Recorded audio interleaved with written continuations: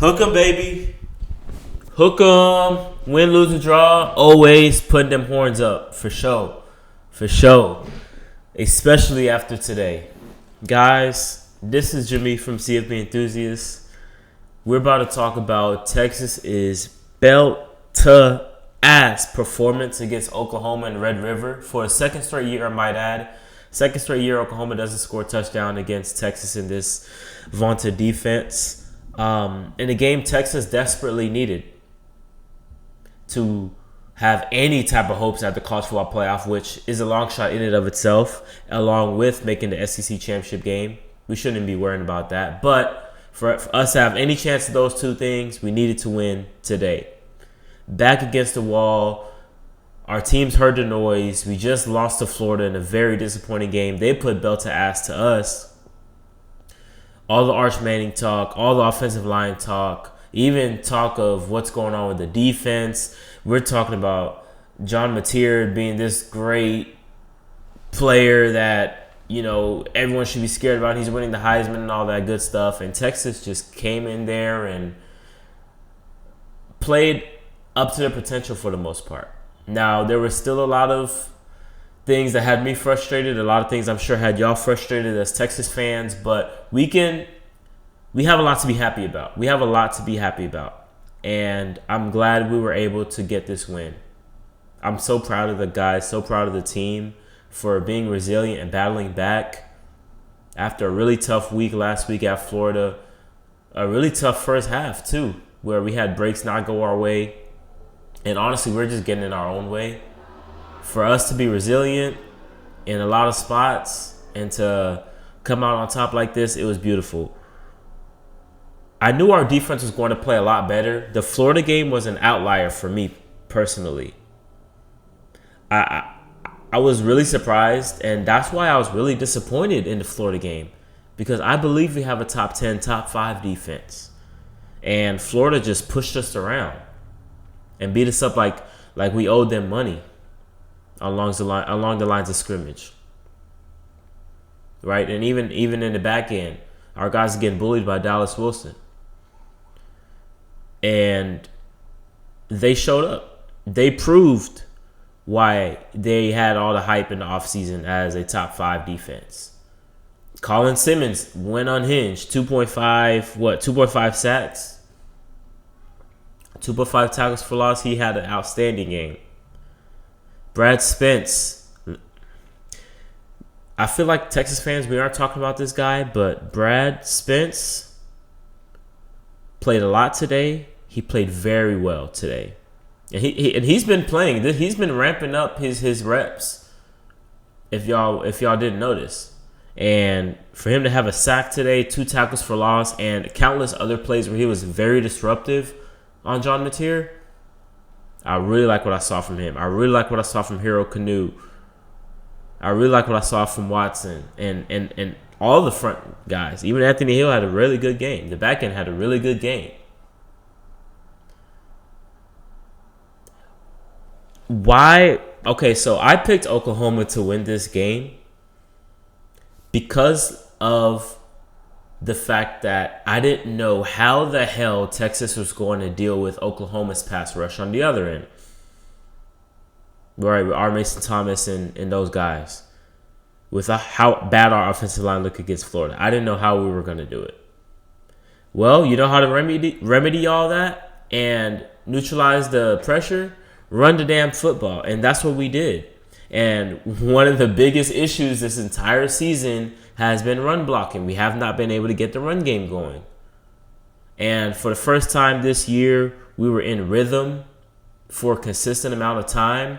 Contravian Wisner seems like he owns Oklahoma. Another game where he has over 100 scrimmage yards against Oklahoma. He had 94 rush yards, 34 receiving yards. And he battled, bro. And he's not healthy. We can see it. But he's out there battling. He's out there fighting. He broke some tackles, which is one of the knocks I have on Trey Wisner. As much as I like him, he's one of my favorite players on the team. He was breaking tackles. And that's something I'm not used to. And that kept us ahead of the chains. When you're able to run the football, it keeps you ahead of the chains, and you're able to do more of what you want to do. You're able to pass on your terms. You're not passing because you have to. You're passing because you want to. And being in that position to pass whenever you want to is totally different than passing when you absolutely have to have it. You just put that much more pressure on yourself as an offense to be efficient. And yeah, we started off slow, but once we got the run game going, we were able to be efficient. Notice how we started, 2 of 5 on third down or 2 of 6 on third down or whatever it was. We ended up pretty nicely on third downs. I think we converted 6 out of 7 or 7 out of 6, 7 or 7 out of 8 third downs at one point. Right? And that's because we were ahead of the chains to where we're able to have Arch have intermediate stuff instead of trying to complete these 30, 40, 50-yard balls all the time, which against Florida it seemed like it was feast or famine. We're able to dink and dunk and work our way down the field, which we haven't seen that all year long. The one drive, we didn't end up scoring. It was one drive where I think Jelani McDonald dropped a pick 6. I think we dropped another pass that should have been picked. LaFowl dropped one, and then we got the ball back. It was a personal foul on the kickoff, on the punt, and we were backed up inside our own 5, I think. And I'm like, oh my goodness. It was still 13-6, I believe. And I'm like, oh my goodness, we're about to go 3 and out here, and OU's going to get a ball in midfield, go tie this thing up. Nope. What do? We take the ball 60 yards down the field. And like I said, we didn't score. I think that's when we missed the field goal. The one Shipley came up short. But that drive was huge. My biggest thing that I be harping on is let's sustain drives, not only for our defense's sake in terms of endurance, but damn, we can't just keep gifting these opponents short fields. We have to make them go the length of the field against our stout defense, which I really am in favor of when it comes down to it. Right? And we did that. Manning converted a huge third down to Parker Livingston along the right sideline. I'm like, oh, okay. Normally we'd be getting off the field here, but now we're keeping the chains moving. We kept the chains moving on the ground. And we wasted a lot of clock. Yeah, I would like to have scored on that drive, but hey, you gotta crawl before you can walk, and we did that. Arch was cool today. He like I said, we were passing on our terms. 21-27, 166, 1 touchdown, no interceptions. I really like what I saw from him. We didn't need too much. We didn't need him to be a hero. We just need him to play efficient ball, run the football when he needs to, and let our ground game do the work, because our ground game showed up today. And that's what I'm looking for. That's the formula I think we can win with. Did Arch miss some throws? Yeah, he did. Parker Livingston wide open in the back of the end zone, failed to pull the trigger, whatever. But other than that, there wasn't many egregious mistakes that he made, like we've seen against Florida, like we've seen against Ohio State, and even UTEP. He played a great game. He played a great game, and I'm glad we got him going on the ground himself. That little wrinkle in the run game, which I thought we should have used earlier in the season, but now it's helping us out. It's helping us out a lot more. We're going to talk more about Oklahoma tomorrow. Y'all stay tuned. We're going to talk more about Oklahoma tomorrow, but this was a pathway for Texas to win, and they did it. John Mateer is very turnover prone. As good as he is, he's a very turnover prone. I don't want to hear anything about his thumb. He was good enough to go out there and play. He played. Now,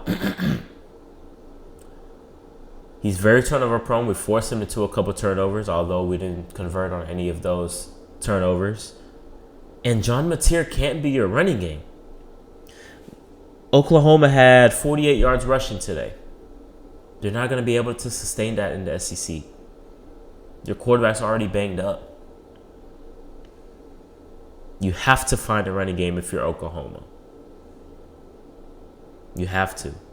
And I'm not sure what happened, but Texas absolutely pushed them up front on defense. Texas dominated the line of scrimmage, both lines of scrimmage. So we'll talk about more about OU tomorrow, go more in depth.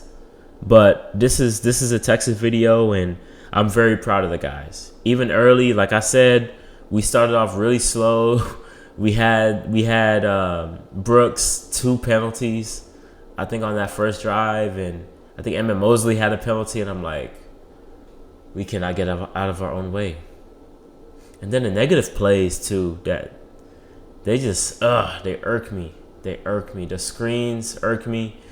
The negative plays irk me. The self-inflicted wounds, just, we're gonna have to clean some of that stuff up the best we can. But I'm very encouraged for what I saw from the boys today.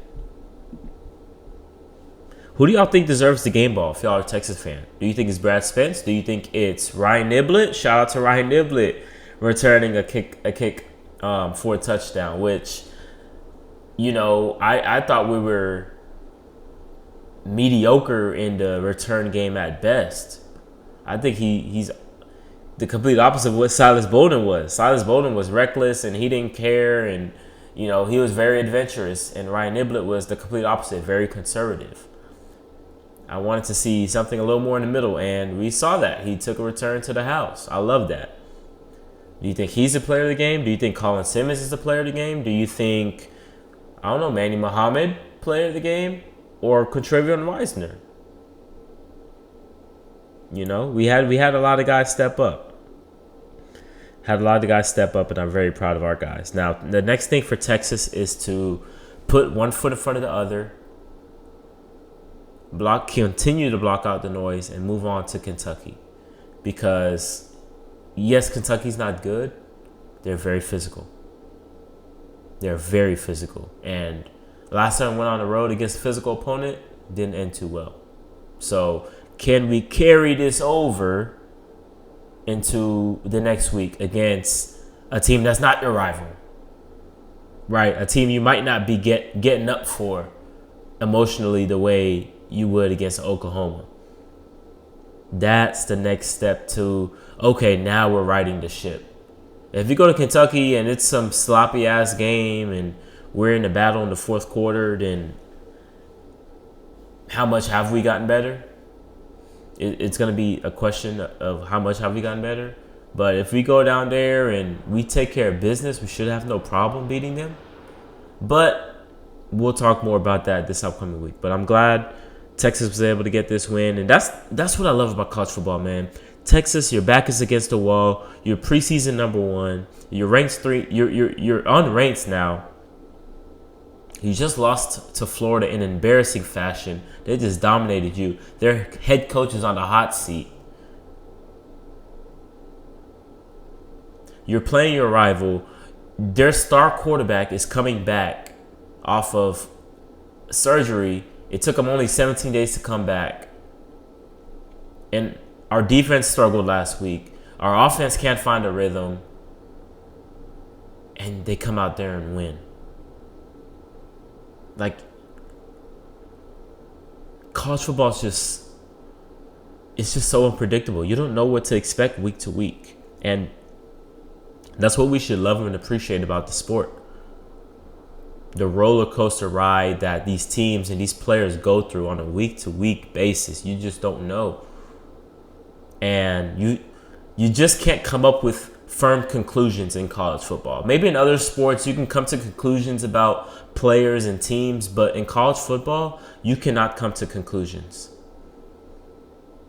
Because from one week to the next, you'll either look like a genius or you'll look like an absolute fool. Man, I love college football.